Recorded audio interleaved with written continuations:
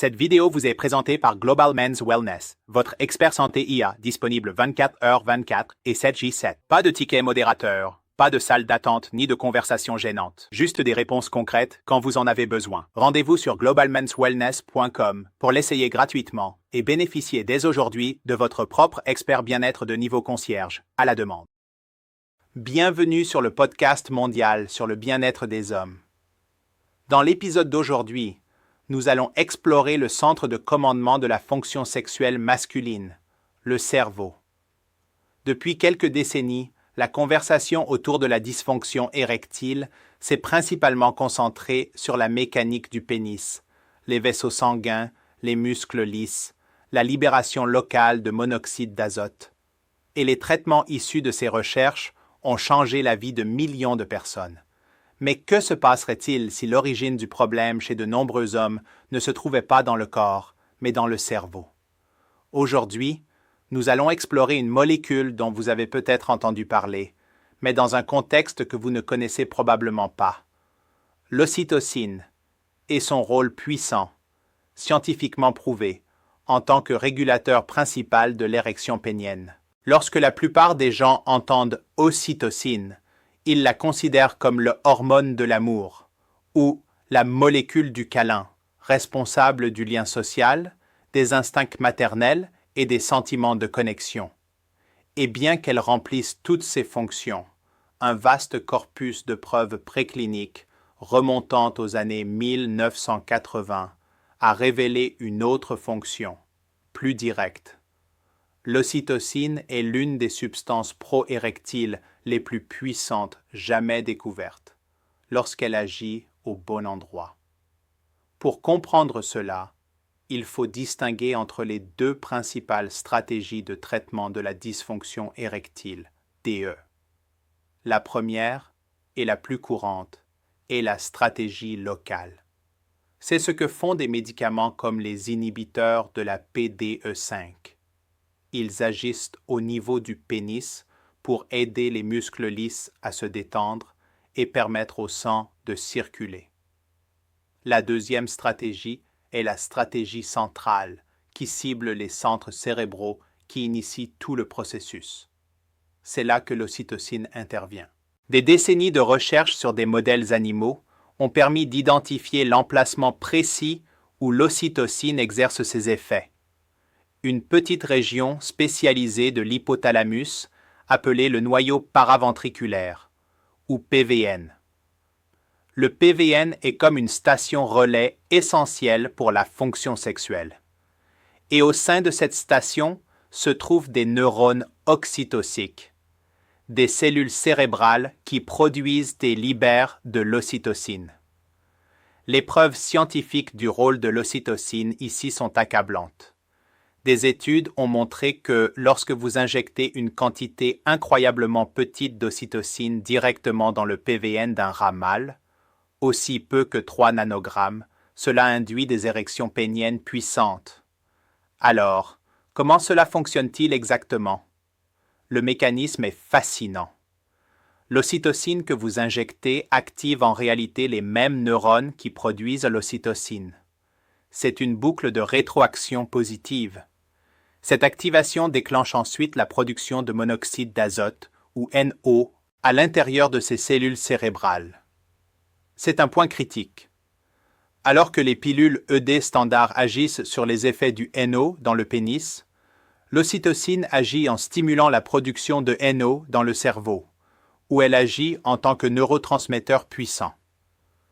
Cette décharge de monoxyde de carbone provoque la décharge des neurones oxytociques, libérant leur propre ocytocine dans d'autres parties du cerveau et surtout le long des voies vers la moelle épinière, qui envoie ensuite la commande finale au pénis pour qu'il se redresse. La preuve de ce mécanisme basé sur le cerveau est incroyablement solide.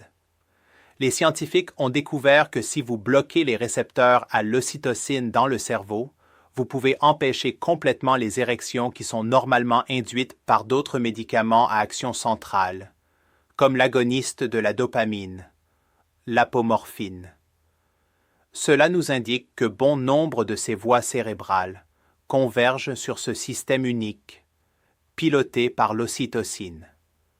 Il semble s'agir d'une voie commune finale pour les érections médiées par le centre.